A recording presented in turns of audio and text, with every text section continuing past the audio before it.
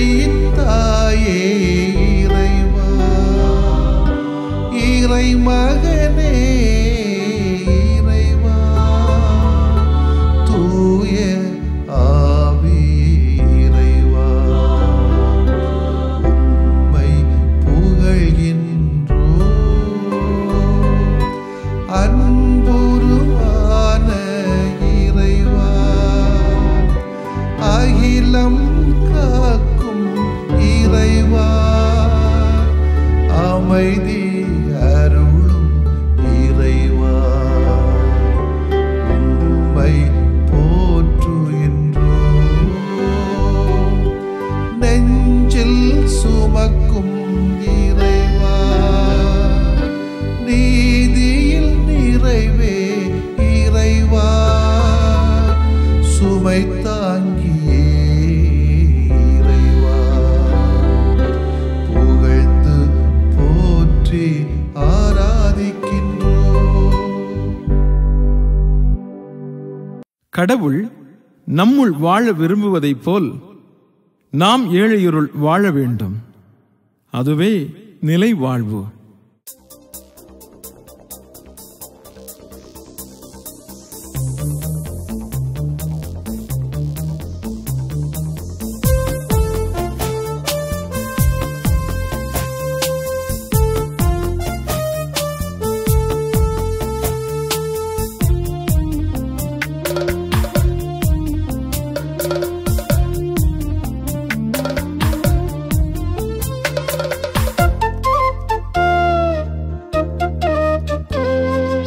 அழியாத உணவே, அகலாத உறவே, அகமெழுந்து உயிர் வாழவா.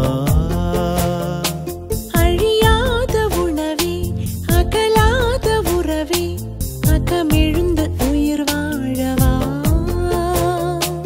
அழகான உந்தன் அன்பான சிந்தை, அழகான உந்தன் அன்பான சிந்தை, அகலாக்கி வழிகாட்டவா. ஆ ஆ ஆ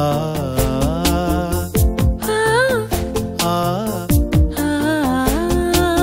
அழியாத உணவே, அகலாத உறவே, அகமெழுந்து உயிர் வாழவா.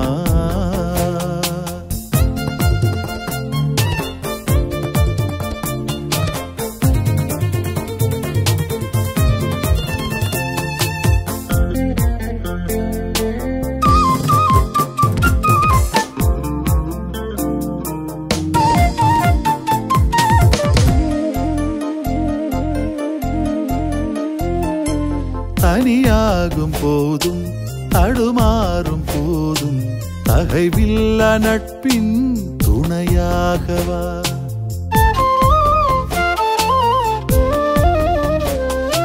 பழி சேரும் போதும் பகை சூழும் போதும் அறிவுள்ள உண்மை உறவாகவா.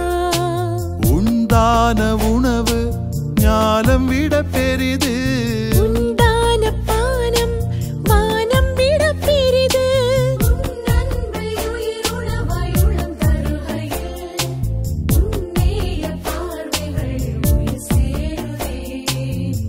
தசத மதம ரிகசமா, தசத மதம ரிகசமா.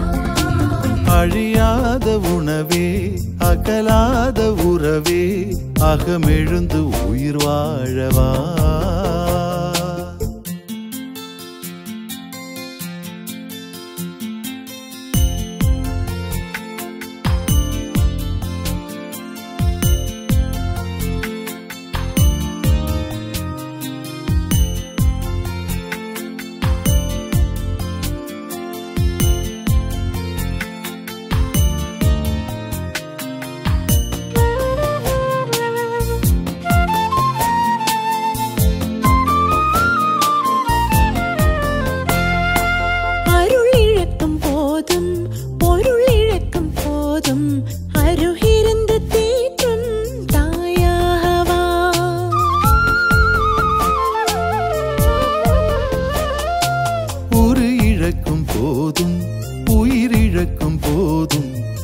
உயிர் தந்த நீயே உயிரேற்கவா. நீ தந்த வார்த்தை வழியெல்லாம் ஒளிரும். நீ வாழ்ந்த வாழ்க்கை வாழ்வெல்லாம் விளிரும்.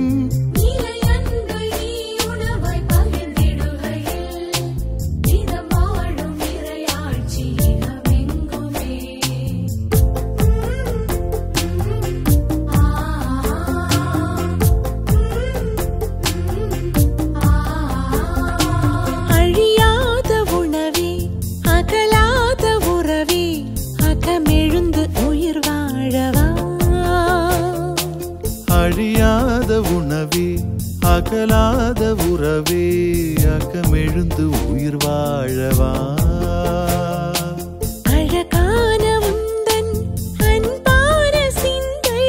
அழகான உந்தன் அன்பான சிந்தை அகலாக்கி வழிகாட்டவா. ஆ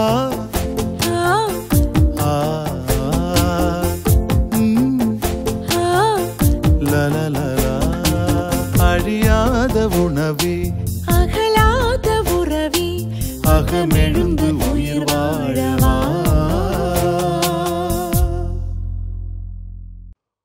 லூக்கா எழுதிய நற்செய்தி அலகு 9 இறைச்சொற்றொடர்கள் 46 முதல் 50 முடிய. அக்காலத்தில் தங்களுக்குள் பெரியவர் யார் என்ற விவாதம் சீடர்களிடையே எழுந்தது.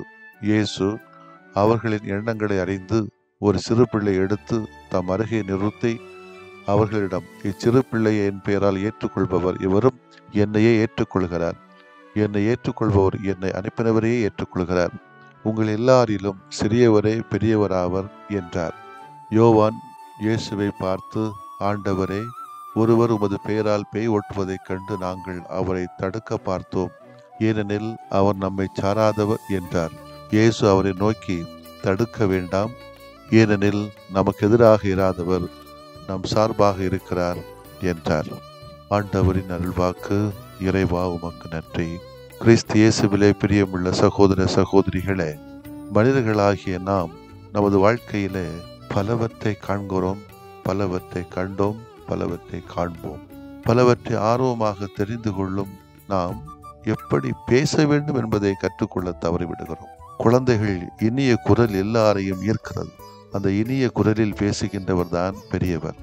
எனவேதான் ஆண்டவர் இயேசு கிறிஸ்து இன்றைய இறைவார்த்தை வழியாக சிறு குழந்தையை உதாரணமாக தருகிறார். அதனால பெரியவங்களாம் மோசம்னு சொல்றதுக்கு இல்லை. அவர் இந்த பிள்ளைகளை போல வெளிப்படையாக உண்மையாக உள்ளதை உள்ளபடி, அதுக்கு அம்மாவோ அப்பாவோ அண்ணனோ தம்பியோ பிடிச்சவங்களோ பிடிக்காதவங்களோ அந்த ஜாதி இந்த ஜாதி என்றே குழந்தைகளுக்கு தெரியாது.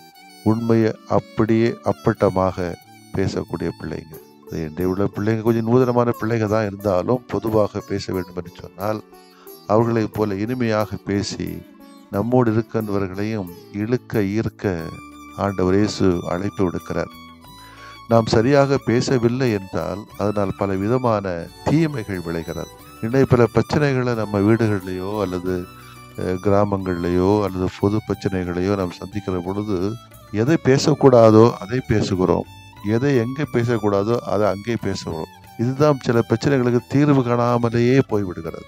உரையாடலுக்கு திறந்தவன வேண்டும், வெளிப்படைத்தன்மை வேண்டும். இந்த ரெண்டும் இல்லைன்னா எங்கே உரையாடுறது? எனவே கோபமாக பேசினால் குணத்தை இழக்க நேரிடும், வேகமாக பேசினால் அர்த்தத்தை இழக்க நேரிடும், வெட்டியாக பேசினால் நம் வேலை இல்லாமல் போகும், அதிகமான பேசினால் அமைதி நம்மிடம் இருந்து ஓடிவிடும், ஆணவமாக பேசினால் அன்பு நம்மை விட்டு அகன்று போகும். எப்படி நம்ம பேச்சு? எதையும் பேசுவதற்கு முன் பல தடவை நன்றாக சிந்தித்து பேச வேண்டும். நன்றாக சிந்தித்து பேசாத வார்த்தைகள் அதிகமான பிரச்சனைகளையே உண்டு வரும், கொண்டு வரும். சிந்தித்து பேசுறது ஒன்று, இன்னும் ஒன்று சிறப்பாக பேசுவது ஒன்று. நாம் பேசுகிற வார்த்தைகள் மிகவும் சிறப்பாக இருக்க வேண்டும். அப்படின்னு சொன்னால் பொதுநல உணர்வோடு அந்த பேச்சுக்கள் இருக்க வேண்டும். பிறரால் எளிதில் மறக்க முடியாத வார்த்தைகளாக இருக்க வேண்டும். வாயில வந்ததெல்லாம் பேசுறதல்ல, மிக சுருக்கமாக சொல்ல வேண்டியதை சொல்ல வேண்டிய இடத்தில் சொல்ல வேண்டிய முறையிலே நாம் நம்முடைய வார்த்தைகளை கடத்தினோம் என்று சொன்னால் பிறருக்கு சிறப்பையும் பூரிப்பையும் கொடுக்கும். அது நல்ல பலனை கொண்டு வரும். எனக்கு எப்படி பேச வேண்டும் என்பது எனக்கு தெரியுமா என்பதை நாம் யோசித்து பார்க்கணும். அது யாராக இருந்தாலும் சரிதான். இனி பேசும்போதாவது சிந்தித்து பிறர் சிறப்படைய சிறப்பாக பேசும் பயிற்சியாவது நம்ம எடுக்க வேண்டும். இன்னைக்கு கெட்ட வார்த்தை ரொம்ப ரொம்ப மோசமான வார்த்தை தான். எதுவும் நம்முடைய வாயிலிருந்து வரக்கூடாது. கேட்போர் பயனடையும்படி தேவைக்கேற்றவாறு அருள் வளர்ச்சிக்கேற்ற நல்ல வார்த்தைகளை பேசுங்கள் என்று பவுலடியார் எபேசியர் 4:29 சொல்லுகிறார்.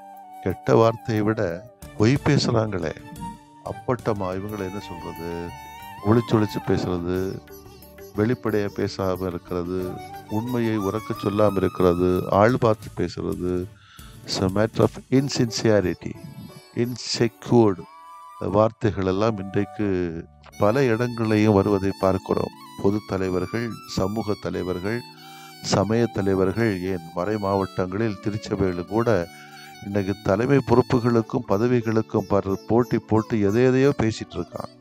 தாங்களே தலைமை பொறுப்புகளுக்கு தகுதியானவர்கள் என்று எழுதுகிறார்கள், ஆழ்த்திரட்டுகிறார்கள். தங்களுக்கு தலைமை பொறுப்பு கிடைக்காவிட்டால் இன்னொரு தலைவரின் கீழ் பணி செய்ய மாட்டோம், அவரையும் பணி செய்ய விடமாட்டோம் என்று சூளுரைக்கும் பலரையும் இன்று அரசியலிலே, சமூகத்திலே, கலாச்சாரத்திலே, சமயத்திலே, குடும்பங்களிலே, அன்பியங்களிலே பார்க்கிறோம். திருச்சபை கூட இந்த நோய் நுழைத்து விட்டது. ஆனால் இயேசுவின் பார்வை வேறானதாக இருக்கிறது. இயேசு ஒரு குழந்தை எடுத்து தம் அருகே நிறுத்தி, இச்சிறு பிள்ளையை என் பெயரால் ஏற்றுக்கொள்பவர் எவரும் என்னையே ஏற்றுக்கொள்கிறார் என்று கூறுவார். இதை கேட்ட அவருடைய சீடர்கள் நிச்சயம் வியப்படைந்திருப்பார்கள். விவிலிய வரலாற்றில் இன்றைக்கு கொண்டாடப்படுகிற புனித ஜெரோம் மூலமாக கூட நம்ம கேட்க முடியும். சிறியோரை இறைவன் உயர்த்தி தலைமை பொறுப்பை வழங்கிய நிகழ்வுகள் ஏராளம். எனவே யாரையும் தலைவராக ஏற்றுக்கொள்ளவும் அவர்களின் தலைமையின் கீழ் தாராளமாக பணிபுரியவும் நாம் தயாராக இருக்க வேண்டும். நம்மை விட தகுதியில் குறைந்தவர்கள் நாம் கருதுகின்றவர்களை கூட தலைவர்களாக ஏற்று பணிபுரிய நாம் முன் வரும்போதுதான் நாம் உண்மையில் இயேசு சீடர்கள். நமக்கு பிடிச்சவங்க, தெரிஞ்சவங்களை மட்டும் தலைவர்களாக இருக்கணும்னு அவசியம் கிடையாது. உருவாக்கணும். தலைவர்களை சரியில்லைன்னா உருவாக்கணும். அந்த பயிற்சியை நம்ம செய்ய வேண்டியிருக்கிறது. இந்த காலகட்டத்தில் அது தேவை. காலங்காலமாக இருக்கக்கூடிய தலைவர்கள் தான் இன்றைக்கும் தலைவர்களாக இருக்க வேண்டும் என்று சொல்லி கிடையாது. புதிய புதிய தலைவர்கள், நல்லவர்கள், சிந்தனையாளர்கள், நன்றாக பேசுகின்றவர்களே இனம் காணக்கூடாது, உருவாக்கக்கூடாது, உருவாக்கப்படக்கூடாது என்றுதான் இயேசுனுடைய ஆதங்கமாக நான் இன்றைக்கு பார்க்கிறேன். அன்புக்கினியவர்களே, இந்த முறையிலே நன்றாக பேசுவோம், சிறப்பாக பேசுவோம், சிந்தித்து பேசுவோம், பேச வேண்டியதை பேசுவோம், தலைவர்களை உருவாக்குவோம், பொதுநல சிந்தனையாளர்களை ஊக்குவிப்போம், இனம் காண்போம். இயேசுனுடைய இறையாட்சி பணியை தொடர்ந்து ஒவ்வொருவரும் தலைவராக ஏற்று செய்வோம். ஆமேன். மன்றாடுவோமாக. தாழ்ந்துவரை உயர்த்துகிற இறைவா, உம்மை போற்றுகிறோம். தாழ்நிலை நின்ற அடியார்கள் பலரையும் நீர் உயர்த்தி தலைமை பொறுப்பில் அமர்த்தி பெருமைப்படுத்தி இருக்கிறீர். அதற்காக உம்மை புகழ்கின்றோம். சிறியோர் எவரையும் உமது பெயரால் தலைவர்களாக ஏற்கின்ற நல்ல மனங்களை எங்களுக்கு தாரும். ஆமேன்.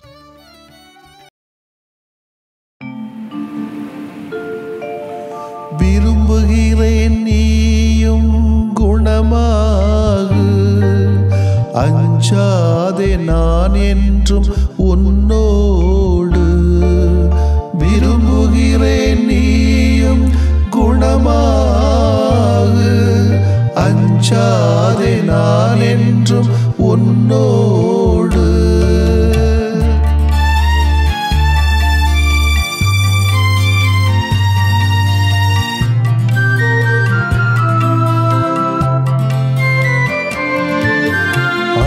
அலையாய் துன்பம் வந்த போதிலும் அரவணைத்து காக்கும் எங்கள் அன்பு தெய்வமே. அலையாய் துன்பம் வந்த போதிலும் அரவணைத்து காக்கும் எங்கள் அன்பு தெய்வமே.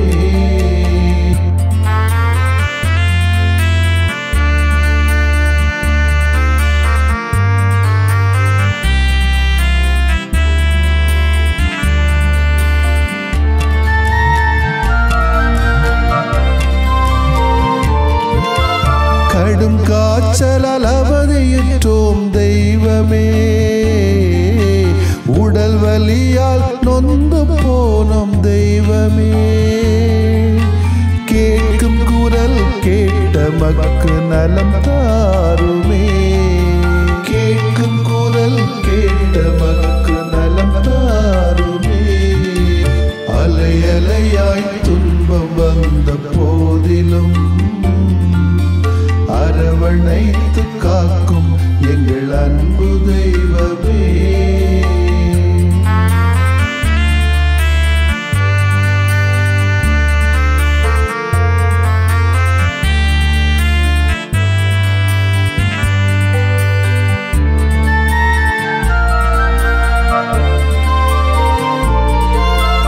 உள்ளம் நிறைவை இழந்து நின்றோம் தெய்வமே. குழந்தையின்றி நிலை குலைந்தோம் தெய்வமே. கேட்கும் குரல் கேட்ட மக்கு நலம் தாருமே. கேட்கும் குரல் கேட்ட மக்கு நலம் தாருமே. அலை அலையாய் துன்பம் வந்த போதிலும் அரவணைத்து காக்கும் எங்கள் அன்பு தெய்வமே.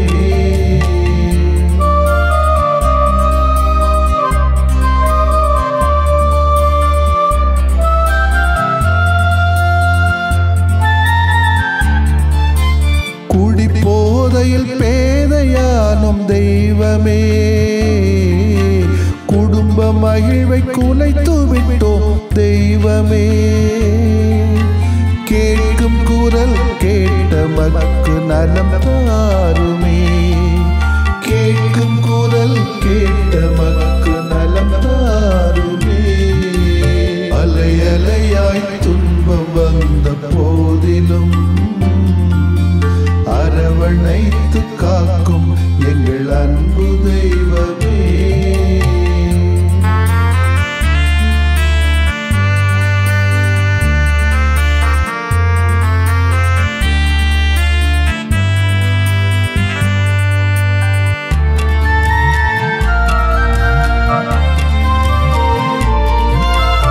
புற்று நோயால் பலம் இழந்தோம் தெய்வமே. தொற்று நோயால் நிம்மதி இழந்தோம் தெய்வமே.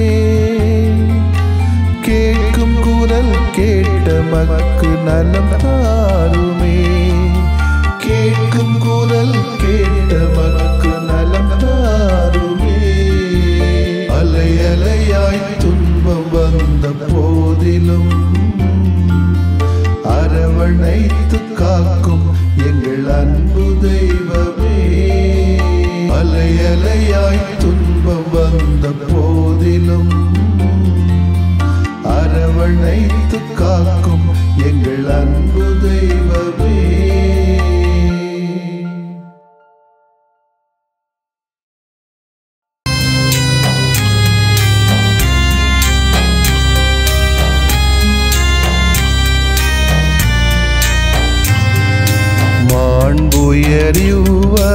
மாண்புயரிவருள்ளடையாளத்தை தாழ்ந்து பணிந்து ஆராதிப்போம். பழைய நியம முறைகள் அனைத்தும் இனி மறைந்து முடிவு பெறுக. புதிய நியம முறைகள் வருக. புலன்களாலே மனிதன் இதனை அறிய இயலா. குறைகள் நீக்க நம்பிக்கையின் உதவி பெறுக.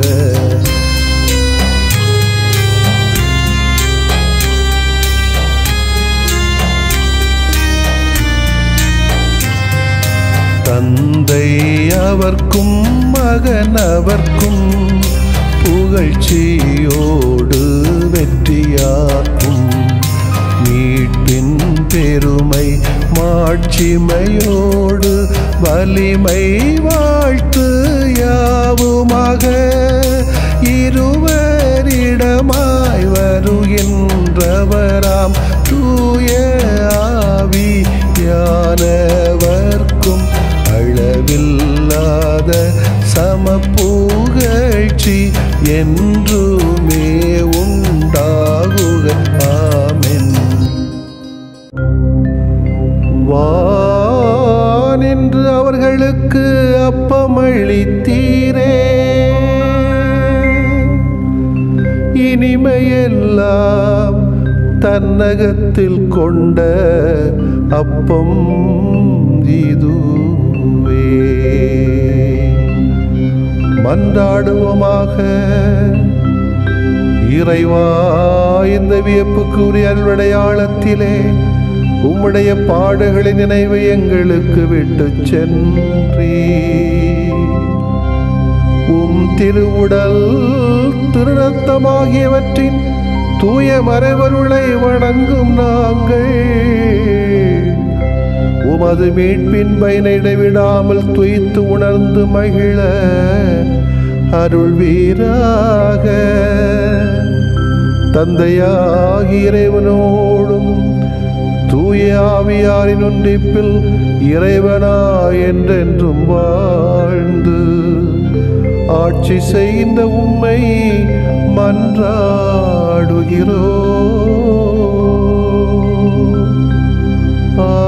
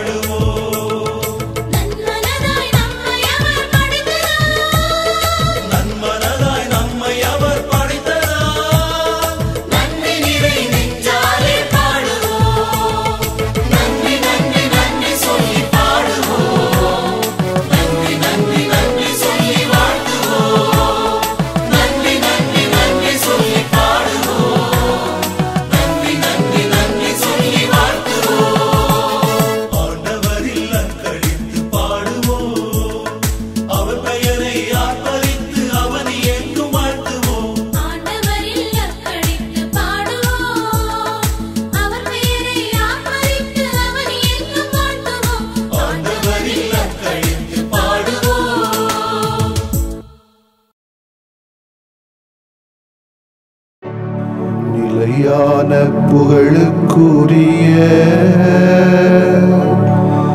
தூய இறை நன்மைக்கு எல்லா காலமும் தொழுகையும் புகழும் போற்றியும் ஆட்சிமையும் உண்டாக கடவது. போற்றியும் ஆட்சிமையும் உண்டாக கடவது. தந்தை, மகன், தூய ஆவியாரின் பெயராலே ஆமென்.